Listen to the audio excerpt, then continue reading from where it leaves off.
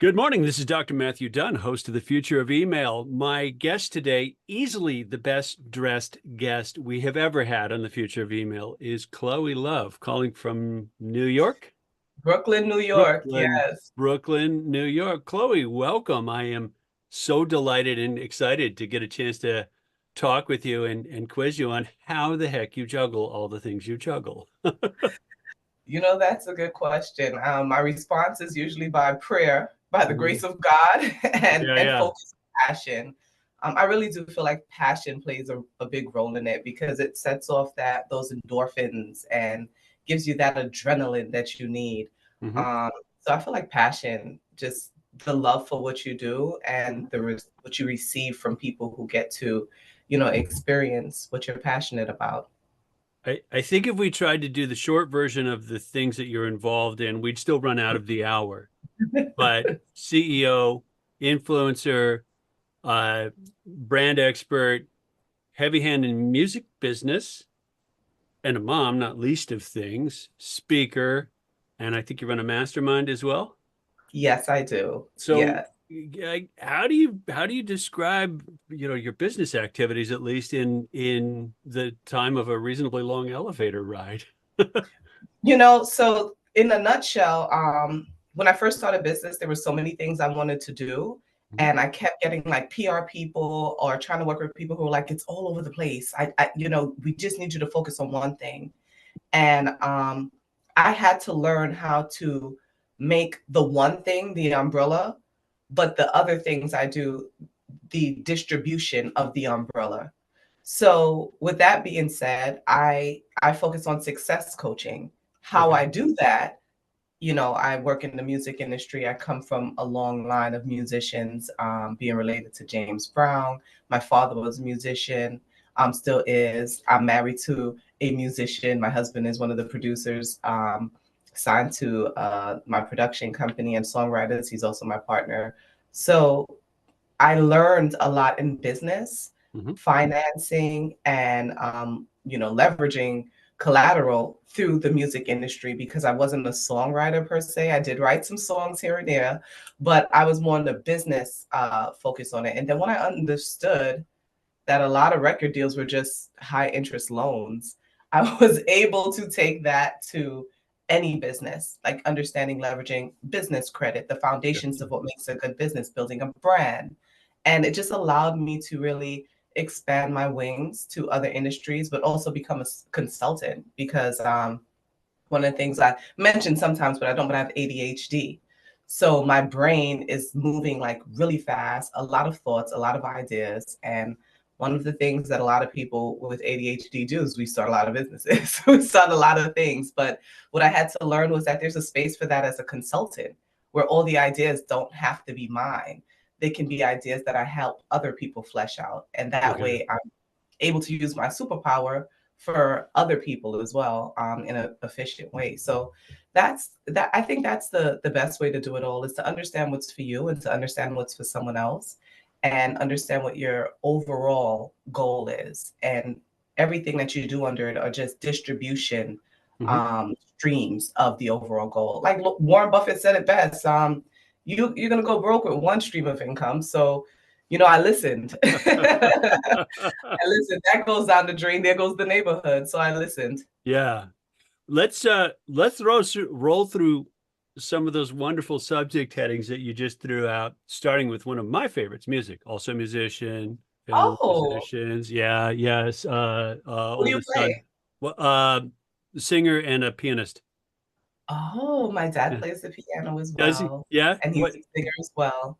Nice. So you did you grow up with that sound?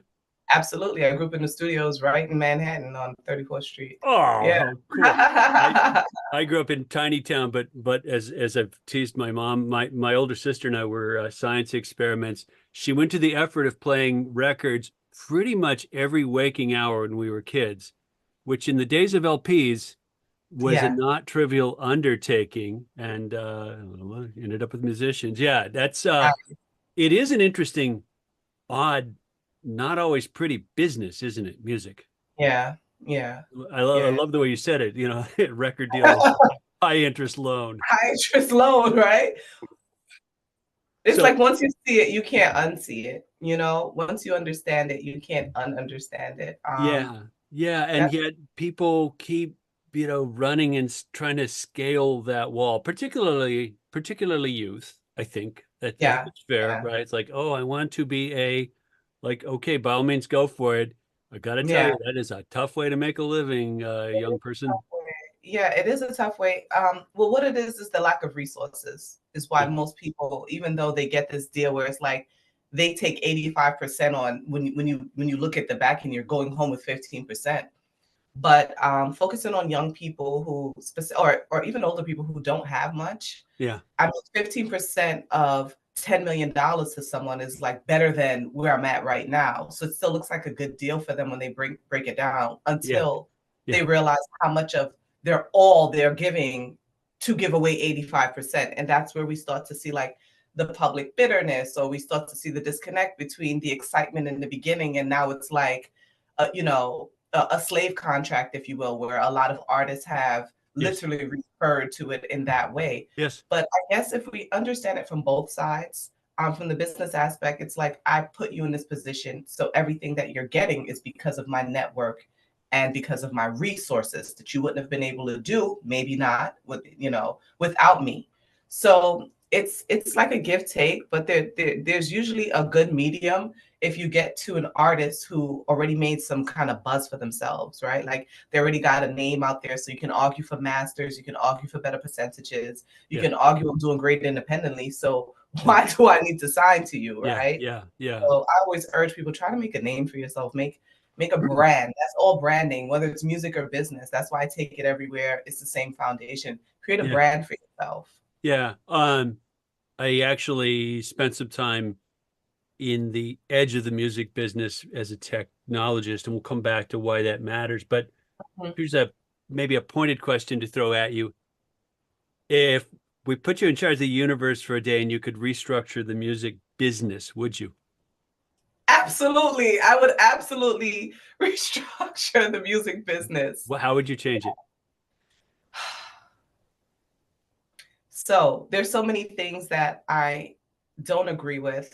Like a lot of 360 deals. I think that that is like that should be unenforceable What's a because of 360 deal? Sorry. where everything that you make, no matter what industry, their labels will sign people. And if I go Oh, do makeup, if I go do this, oh, I get oh. piece of everything. Yeah, I that feel shouldn't like be legal. that should it's like almost the usury law that we had back in the day where Yeah, people went to jail for that, right? So yeah, I feel like part of it, um, I get the part of you saying I put you in position, but there needs to be like active sunset clauses where after a while you can collect up to a certain degree. I don't believe that 360 deals are something that should be made the norm unless you're coming in as a full management company hmm, and you're getting me the makeup and you're getting me the partnerships and you know what I mean? I feel like it shouldn't be enforceable and not under like some type of a usury law that you're yeah, doing all of this without the other parts, you yeah, know? yeah, And there's so many people who they're signing these things and they're not educated. They don't have money for expensive lawyers. And there's a lot of like being taken advantage of. yep. Another thing that I would change is how much we're getting paid for like streams and I was going to ask, so I'm glad you went there. it's ridiculous. Like It's even in ridiculous. licensing, like music plays a big role in these things, but the initial payout to me sometimes is not worth what the musicians are putting in, and what it brings to whether it's an episode, whether it's a movie trip. Hmm. It's just the worth of music and what that brings to people, the euphoric feeling, the difference that it makes when you look at something with music behind it versus I don't Yes. think the value has been fully understood or respected by those who dictate what the fees are that we're Yep. paid out. Yep. Yep. So This change is that. okay. This is already like becoming my favorite because this is going to be in part the music Yeah, I never talk conversation. about music on my interviews. Everyone always talks just full business. So this is one of the first times I actually get to speak about those things. I'm excited. Yeah, me too. So no, I seriously am. I did a keynote talk. Gosh, this is a few years ago now when I was just coming off some involvement Mhm. because I had learned kind of the historical trajectory of the legal and IP makeup of music, which is it's a bit of a mess, but Yeah. it is what it is now. Hmm. And I had a ringside seat in the early days of music turning digital and have Yes. watched the streaming thing arc over. And I keep waiting for someone to change the terms for the people that actually write the music and play the horn or play the piano, etc. And like their piece of it just seems to be getting smaller and smaller, to your point Absolutely. about streams. And Absolutely. it's like, ugh. And at the same time, and I'm curious your perspective on this, Chloe, music is becoming more a background activity, less a foreground activity Absolutely. culturally, it seems to Absolutely. me. Yeah. I feel like when we look back, and this is where, when you're getting older, when you're like back in my day, right? I get to play that card. You don't. I say that all the time. I'm like, we had these iconic people, Mhm. right? That they stood the test of time, right?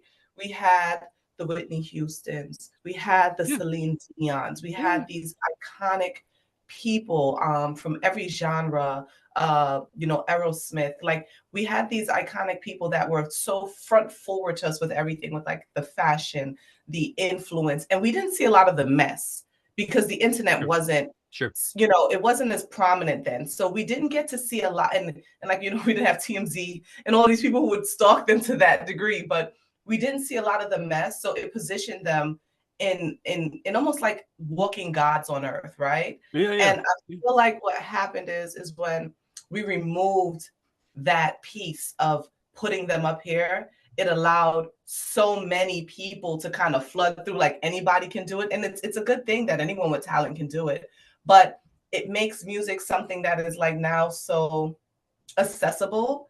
So the value of why it becomes more background than kind of like a forward industry like what it used to be is because it's becoming so oversaturated. And then we have things like TikTok that allows Yeah. people to go Yeah. viral, which is also good for, it's a good and a It can bad be. thing. Yeah. It's a good and a bad thing because something that we may not look at as musicianship is going to go viral, and that's now the new standard of Yeah. music, and we Yeah. don't have Yeah. control of that, right? Yeah. So the loss of control of quality Yes. is where my concern comes in. Yeah. Yeah. Boy, great statements. Again, we spent an hour parsing this. No, this is fascinating. I want to pick on a couple of aspects of that though.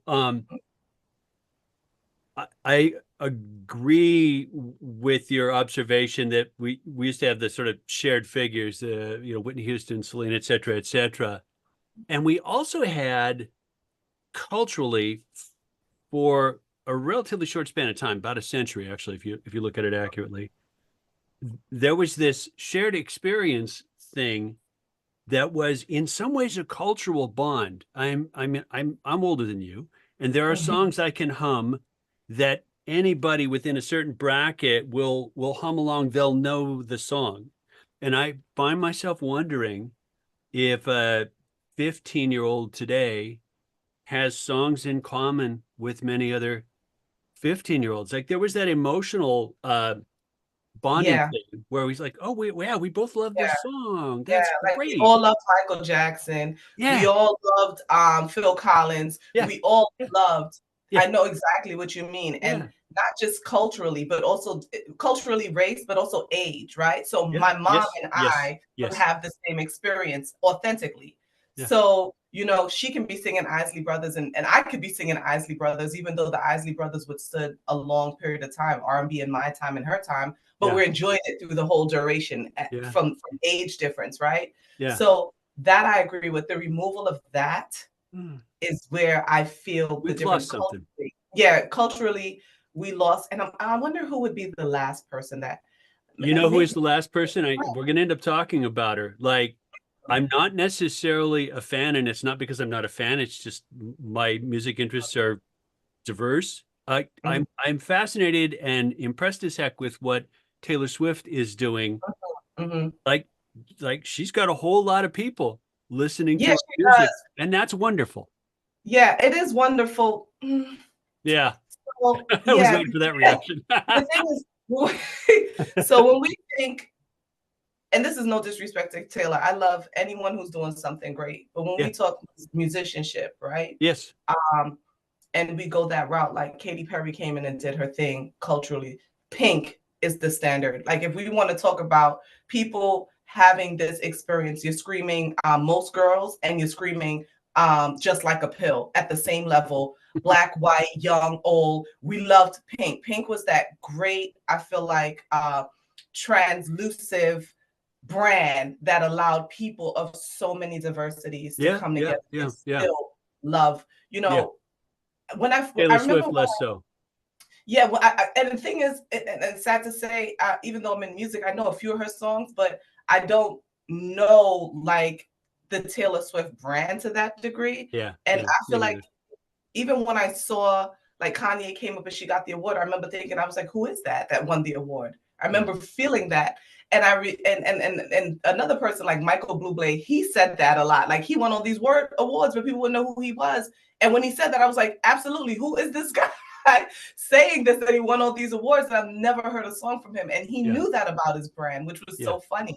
So Yeah. sometimes we have these popular people, and it's like they're popular, but you kind of don't fully understand why, because you don't hear it across the board on all the waves, Yeah. like Yeah. the airwaves, like you would like a Beyonce or a Katy Perry or Yeah. a Pink. You know what Yeah. I mean? Yeah. So that's where it becomes a bit confusing, is the how are you doing this when I hear those other people Yeah. on, Yeah.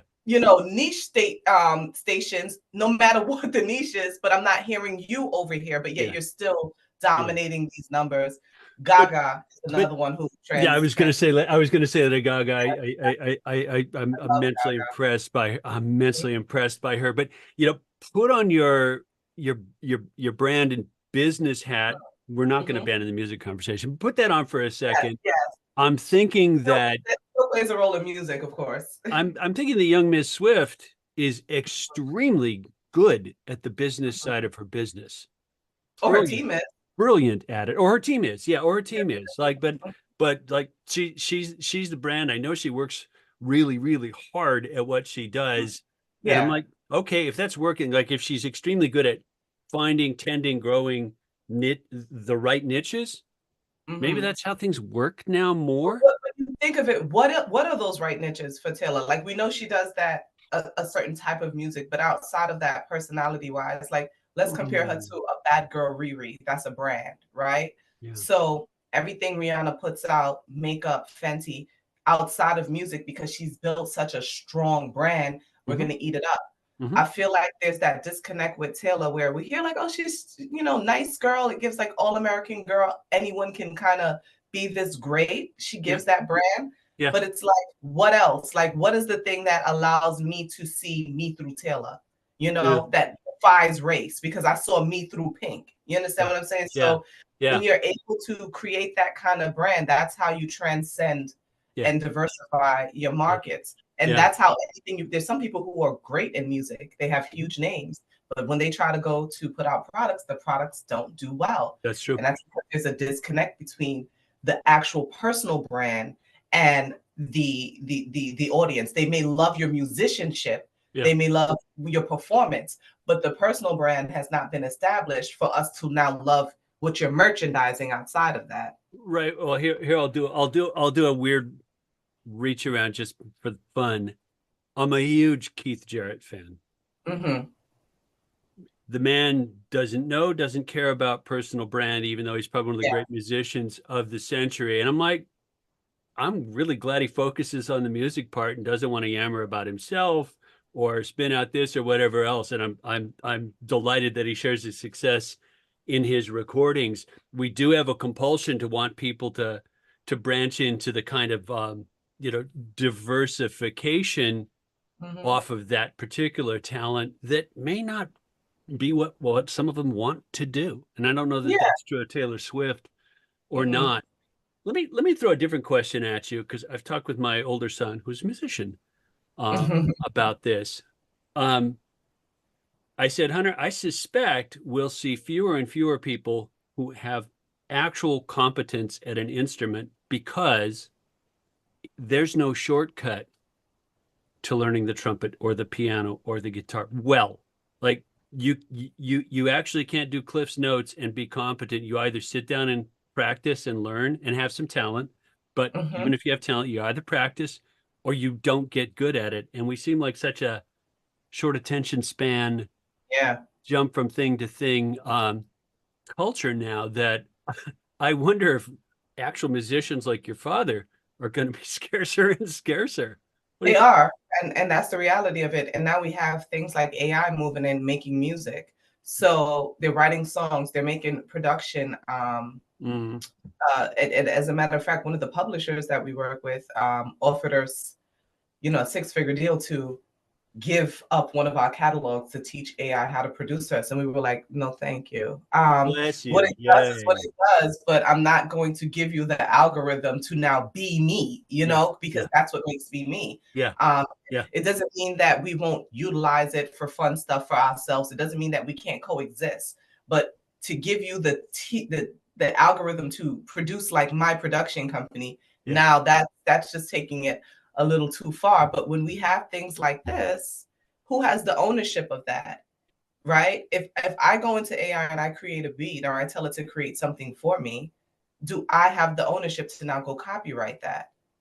That's Yeah. the question of where this is going. Who has the Profound, creative ownership of these profound things? question. Yes. And then and then that's the thing before that is that digital production, right? We have Fruity Loops, we have Reason, we have all these platforms where you can program out sounds, Hmm. so Yeah. you can Yeah. play that way. So it removes a lot of people from playing traditional instruments because That's you true. can Yeah. program out your music. Yeah. But what I did find, like my husband, he went to Morgan State and he played on the drum line. So he can play drums live. Yeah. And he's kind of self-taught a little bit with the piano, but he's worked with my dad for my dad to give him lessons to get more. Yeah. Even though he does the digital programming, because he's a musician, he understands what a real drum roll Yeah. sounds like. Yes. So when people would come to our studio, when we had our studio, in Brooklyn for 8 years, they would be like, how are you getting your drums to sound so live? Because he understood how to layer it, even if it was digital, or Yeah. what a drum roll should sound like because he plays live drums. Yeah. Yeah. Yeah. So there's still a correlation where I urge people, even if you can do this digitally, you still want to learn something, because that authenticity and those little things, those little accents that you'll add into the digital programming will come from your live experiences with understanding your relationship with that instrument. Yeah. Yeah. Yeah. Again, a bunch of stuff to parse. Let me ask one cheat question before we talk about AI, because I knew we'd end up talking about AI. Yeah, right. I'm, you've got kids, right? Yes. Are they taking music lessons?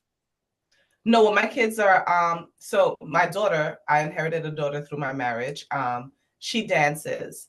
So Okay. she doesn't take music lessons, but she's a very talented dancer. And we noticed this since she was Wow. 3. So Yeah. she focuses a lot on dance. Her steps are effortless. It's like her brain just Yeah. Yeah. it just executes Yeah. moves that I'm like, I can't figure this out. But Grace so just came with the package, right? it just came with it, so she dances. My my two smallest, King is 7, and we're trying to get King into music lessons actually by 8, 9. Hmm. Um, It's a good bracket. and we spoke about that in sports. Yeah. Uh, King King likes, like every other child, he likes the YouTube. He likes, these kids are so different. And that's, They the are so old saying, different. they're They are so so different. different. Like They are. even the things that they consume is so different Yeah. and how Yeah. they consume it. Yeah. So I'm like, Yes. I remember Yeah. watching TV shows, right? So that wasn't just like my mom watched TV shows for generations. We watched structured things, Looney Tunes, Popeye, we got to the Pokemon, but there was still the same type of structure. Yeah. I look at these kids and they watch like these 30-second bits of weird, just just Yeah. content flying at them quickly. Yeah. And that's how they're consuming things. And I'm like, there's no storyline for a lot of this stuff. There's just No. things happening. So I feel like the traditional things, like I wanted to have my son learn how to play chess at 10. I wanted all these Yeah. things, but Yeah. I just feel like culturally it's so different now. Yeah. Where it's like I'm considered old school now. But Mm. even when I was young, the things my mom did was still normal to me. Yeah. So Yeah. I want to put him in those things. My youngest, he's only 3. So we're still working on speech because he's delayed speech. So he doesn't like fully speak sentences and stuff yet, but he sings the most beautiful notes. So like I'll play music and sing with him. He'll try to sing and dance, Yeah. but he would hit these amazing notes since he was like 1 years old. So we definitely want to get him Yeah. to develop that sound more. Yeah. Yeah. It is, it's got to be daunting. You know, my boys are in their 20s, so we kind of caught the edge of the digital uh explosion of content, but man, wired different. Uh, Yeah.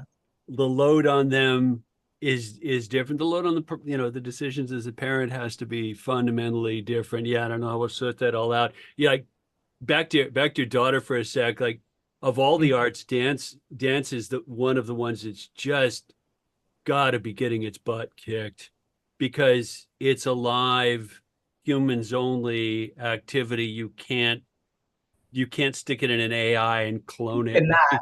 You Cannot. cannot. Thank God, right?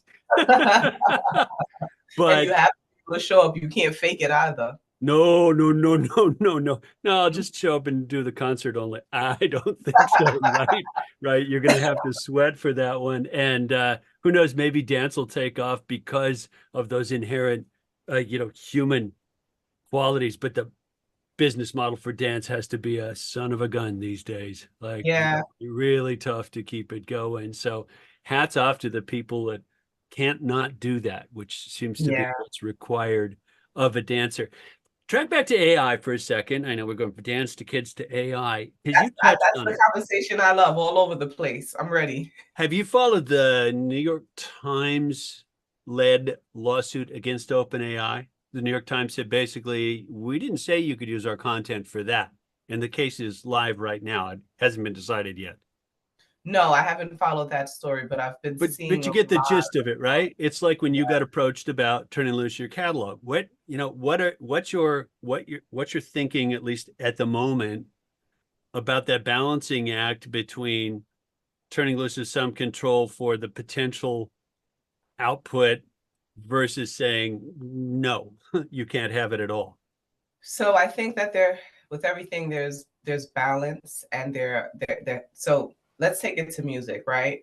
We also see a lot of lawsuits from artists and Mhm. record labels because we didn't allow you to recreate this. Yep, That's plagiarism. There's no if, ands, and buts. That's copyright infringement. That's yep, plagiarism. yep, It doesn't matter if you're AI or your person. You cannot take the likeliness of someone and create what you want from it and distribute it. It's just not, that's not how things work. Now, the question is when it comes to that, if it's not for sale, right? And they're not monetizing off of it, is it just promotional use only? So that's where the legal terms are going to come in because that would be considered like how people do mixtapes. It's not for sale, it's for promotional use only. So does the AI still have the rights to do that in the concept of how we mixtape things, right? Put together this voice and all that stuff. But when it comes to the voice of someone, that's so specific to create a song versus using a beat that you did something over or yeah, the lyrics that you're re-singing in another way. When you use someone's voice or yeah, their face, their image, yeah, you have to have permission to do that. That's yeah, just that's yeah. you can't do that. That's open for a lawsuit.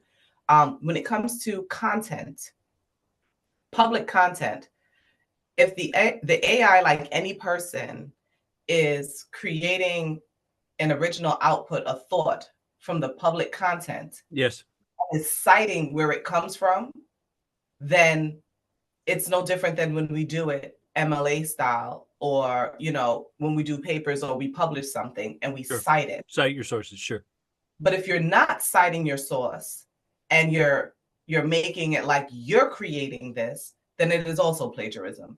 It's just very there just has to be those barriers and stipulations of what the laws are, what they stand for, and how it's being violated or not violated. And should it be that you can't have anything? No, because with anything that's public, you just have to cite the source. So maybe that needs to be what has to be implemented in So Mm. it can be used because then the question is going to be, does AI have the same rights that humans have?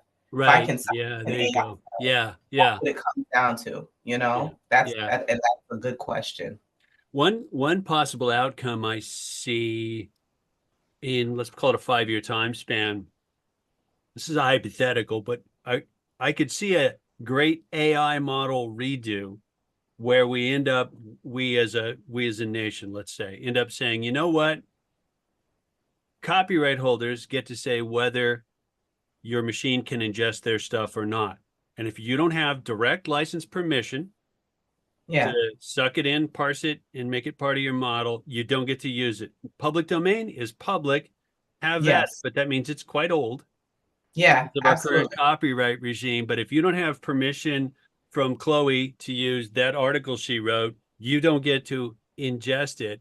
So everyone take your AI model, throw it on the bit heap, and start over with public domain content or permitted content. I'm pretty sure the AI companies realize that they've got a risk there, and I think at Hmm. least one of them has come out and said, "Oh my gosh, we can't keep innovating unless we get sort of unfettered access to human Yeah. output." And as a writer, thinker, artist, and lover of all of the above, I'm like, go pound sand, right? Like it's Yeah. hard enough for the writer, musician, dancer, Yeah. whoever to make a living with Yeah. that creative ingenuity now. Why should you get a free ride? I absolutely love that. I do feel like licensing would also be a great medium between the two, if it's not public domain, like you If it's said. not public And then domain? Yeah, that way we remove the fear of, oh, AI is taking everything and it's taking money out of our pocket, just like you would do any yeah, corporation or any yeah, business. You yeah, want to use my content, you license it, or you yeah, license the likeliness of it. So I do feel like that would be a great medium for people to have that ability to negotiate the licenses of their content. And then we'll see less pushback on what AI does, hmm, because it's not just completely removing and stealing, but we are coming together to evolve where you're making money, you're being innovative, and we're still showing that there's a need for both of us. So I yeah, think that's a great yeah. solution. We could also end up doing a compromise like the Copyright Act of 1908 that Hmm. instantiated the mechanicals versus composition split in Yeah. music, where you go like, you wrote this song, cool, you get a statutory rate for plays of your music. You I don't have to negotiate with you to play your song, but I do have to pay you if I Yeah. play your song, and the rate is Absolutely. set by Congress. Like Yeah. we could end up doing something akin to that, Absolutely. possibly. And I know it looks incredibly complicated and impossible right now, but But why? I don't think it's complicated because we have models that show that. We have yeah, Spotify, we have YouTube. So there are yeah, things in place that yeah, follow that just yeah, somewhere else. So all we have yeah, to do is take that same concept and put it here, yeah, right? And yeah, then if anything that needs to be tweaked is tweaked, but the model, like you're saying, there's a space where something like this exists. yeah, So if it's that, okay, I wrote this, or you're using my likelihood, so it's an elevated rate, yeah, then we just tweak the rates, but the system exists already. So yeah. you're absolutely right. Yeah, yeah. I think we have to be heavily engaged in this conversation right now. Absolutely. Right? It's like we Absolutely. can't just leave it to, I guess it's happening, so let's just roll over. Yeah. Like I think the Yeah. consequences are too high. And look at this, Absolutely. we're 40 minutes in, we haven't talked about email yet. But But this is a good way to wrap it around because an email list as a mhm, musician is great yes, leverage. So it's still a part of the conversation of how you can leverage that to create a salary for yourself, right? explain. So as we know, as you know, but we'll let everyone know that a lot of people are moving away from the traditional social media marketing, and they're trying to get those assets to something that they can own, which is an email list. Yep. And with your email list, you can continue to nurture. You have analytics that you won't get specifically on social media. You can send out surveys and really really nurture a list in a more personal, direct, warm way than Mhm. on social media. So when you build a good email list, let's say you're a musician, and this is something I actually used to teach my musicians when I had people signed to me on the label or I did consulting. If you work a job and you make $50,000 a year and you can replace that job for doing what you love, $50,000 a year, you are successful. You can't really look at the millions of dollars that people are making because you can get there. But if step one is that I can make $50,000 a year doing music, and I was doing that same thing 8 hours a day for a job, I am successful. I'm a successful musician. There you One go. of the ways you can do that is by merchandising, selling your album, of course, $10 a pop, doing local shows, um, doing online shows, but your email list, if you have a good email list, and let's say you have 10,000 people on your email list, and you have a product that is Mhm. 50 bucks, a collection, right? So Yeah. depending on the type of musician you are, maybe you do a double album or something, 49.99, $50, and you have 10,000 people and 10% buys, you made the $50,000 right there just Yeah. through your Yeah. email list. Yeah. You Yeah. haven't sold a t-shirt yet. You haven't sold a concert ticket yet. Yeah. You Yeah. know, you haven't done any of those things. And then there's so many innovative little things that you could do for $10, $5 that'll just get someone to put their credit card in that you can keep nurturing through your email list. You can do it, of course, through social media, but it's a lot more effective because these people have opted in some way or shape or form to say that I want to share in this content with Yeah. you. Yeah. So it's a warmer sell. So that's one of the ways that artists can still remove their salary and make it through Yeah. their artistry by leveraging one of the things is their email list. Does the average, new up and coming musician that you talk with and, coach over coffee realize that that's important, that they should pay attention to it? Absolutely not. The average business person doesn't even know that. Touche. Yeah, the average Touche. business person hasn't even gotten onto that yet. So, Yeah. the thing that I've noticed between both entrepreneurship and musicianship, it's the same thing.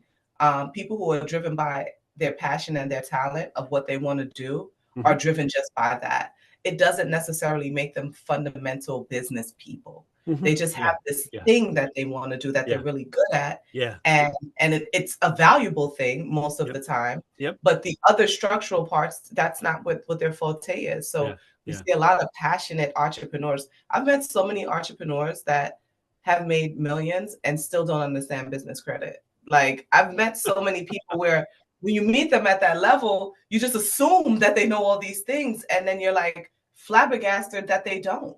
But Interesting. the thing that they're passionate about has taken off and people have bought in, but it Yeah. doesn't mean that they learned the business systems on how to properly Yeah. leverage and monetize it. But Yeah. I have a saying, and it's always that, obtaining is easy, but maintaining is hard. So Ah, that's why you can nice. see the rise and the fall sometimes just as quickly Yes. of people because they obtain, they understood how to get it, but the back end part on how to maintain it, they didn't quite get around to that yet. So if you don't know it, hire someone when you start making money, to come in, hire someone at a C-suite Yeah. level in your company, right? Yeah. You don't have to be a millionaire. If you're making 500,000 a year, 300,000 a year, hire someone Yeah. that is at least $50,000 remote that has Yeah. the experience that may be retired, who wants to come in and do this kind of work, can work from home, will take the salary, but bring the things that you don't know because you also don't know what you don't know, Yeah. right? Yeah. Yeah. And Yeah. that much you don't know. So you got to find those people who know those things when you start making some money so that you can maintain and grow. That's why the bands of yore always had managers, right? Absolutely. I got to think. And if you take advice from like Dan Martell, it's like buy back your time to focus on the thing that you're particularly Absolutely. good at, right? Yeah, absolutely. So you can show up 100% in that all the time. Yeah. Absolutely. Even going into my talent of how I do business and my vision and how I'm able to materialize visions. Hmm. I have a team now. I have a social media person, I have an ads guy, I have a VP, I have other people so I can literally focus on being in the top, I used to say 2%, but the top percentile Yeah. of coaches in doing what I do Yeah. reading books all the time, digesting information, cosmic information, as well as traditional business information. So being able to work on that craft of what makes my experience unique is Mhm. something you need time on. You need to be able to craft that and get that together. So I hire people myself. So I don't just tell people that. I Yeah. teach, I live that life as well. You live that well. Yeah. The fact that there was a book in reach for you to lift up in front of the screen Yeah. My says, book is nothing but books surrounded by me. I'm sure yay for that. Also, like learning a musical instrument, I do find myself concerned that not enough people have their nose in a book yeah, all the time, but maybe it's above my pay grade to try and help solve that. I don't know. Like focus and concentration are a precious thing, and you have to get really defensive about it. I'm guessing you really have to get defensive about no. I'm reading this, right? yeah, Charlie yeah, Munger, Warren Buffett both say that's what they spend most of their time doing is reading, yeah, thinking, and they keep their calendar quite clear. Like, yeah. So hmm, I remember watching I think it was the movie, the Sex and the City movie, and she would go away. I forget everyone's names, it's terrible. yeah. But the mom, with the dark hair, she had the kids and she couldn't take um the kids, like everything that was coming with it. So she at the end would spend a week, I think in the city, like either once a month or Oh once every two, wow. right? So that she Yeah. can just do simple things like reading, right? Yes. Just to Yeah. get away and allow her thoughts to digest. And I spoke to my husband about taking solo trips myself, Yeah. where yeah, I want to go with my books and I just want to not be in a routine of getting up and doing this and doing that, but just I'm able to read and digest my information Yeah. and create whatever comes from it. Just sit in that philosophy Yeah. and evolve into the best genius me, Yeah. right? Yeah. So I do feel like there's so much importance to have that time and that space to cultivate that part of yourself.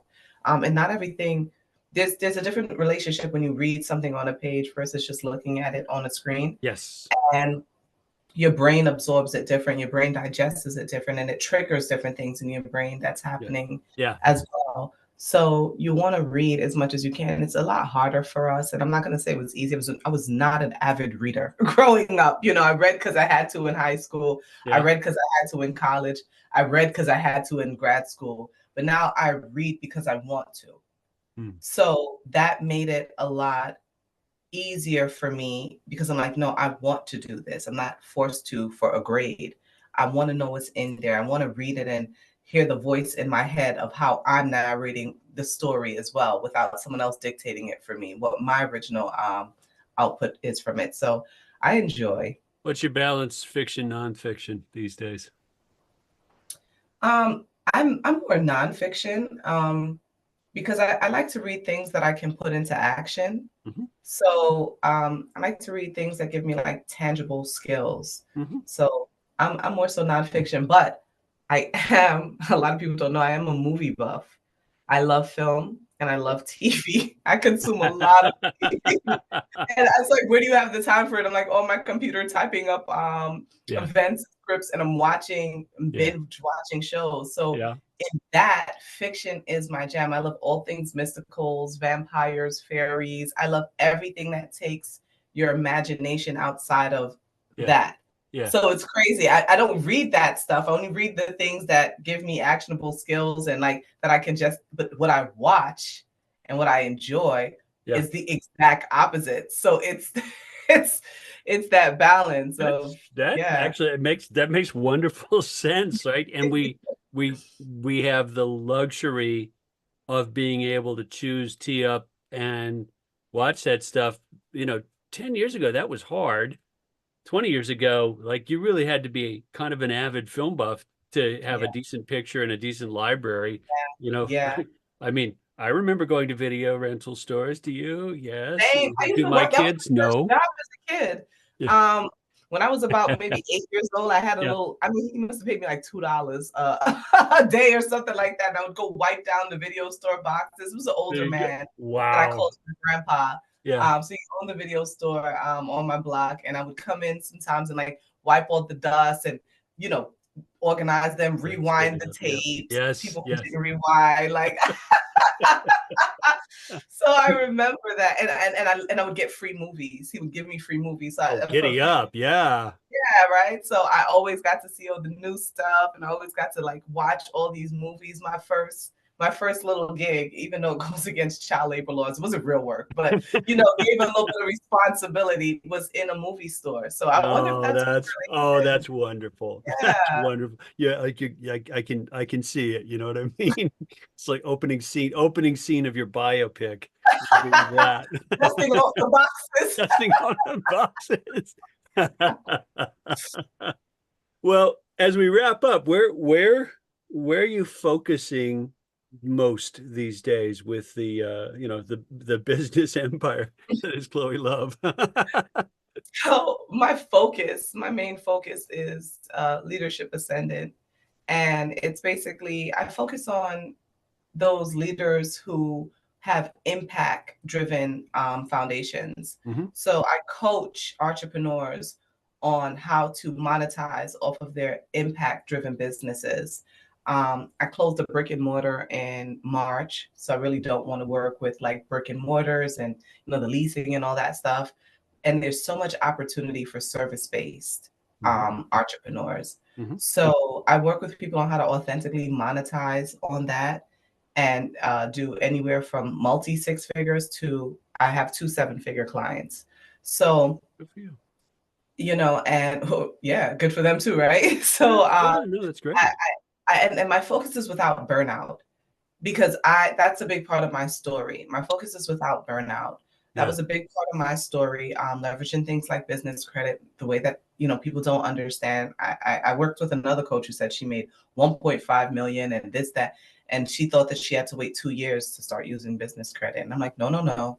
There's a way that you set things up where you can leverage these things. So I don't want people to just make good money and have passion. I also don't want people's health to be compromised by burning out. I had to undergo 2 surgeries in 90 days because I was so like my obsession, that compulsiveness. If I was resting, I'd be like, well, no, I can watch TV and work, or no, Right. I shouldn't sleep right now because this is a missed opportunity. And I Yeah. can get ahead if I just do 5 more minutes. And it's not a good mindset. It's not a good way to live. It's not healthy. So I work on the impactful entrepreneur, but also in a way that you monetize on the highest, the most authentic way to you, but without burnout. I'm not saying there's not going to be some work involved, but it's not going to be that 70-hour a week work at all. We're not doing that. That's not it. And That's I teach wonderful. things that a lot of people don't teach.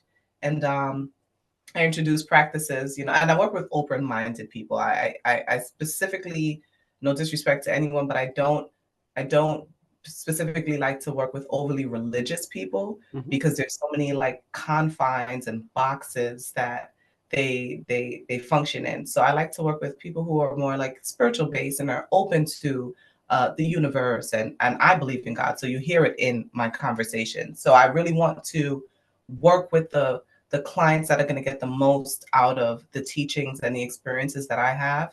Hmm. And you'll see it in how they're able to quantum leap. So that's what I'm focusing on. And I'm doing I'm doing free master classes Hmm. that introduce my teachings Hmm. to the world. And that's mainly my focus for the Chloe Love brand. There's always going to be other things going on I figured. in the back. Well, There are definitely other business ventures, but right now and this is the conversation. and the mompreneur thing does take some time as well. We know, right? Yeah, yeah, yeah. I mean, the kids are here. I'm lucky that I'm able to have this home office and work. And I've also created boundaries for myself as of this year. I mainly only work downstairs, so I've been leaving my laptop down here. When I'm working downstairs, I'm working downstairs. When I'm working in my office, I'm working in my office. If I'm, in the backyard, I have a nice little tent in the summer, and I'm back there, working.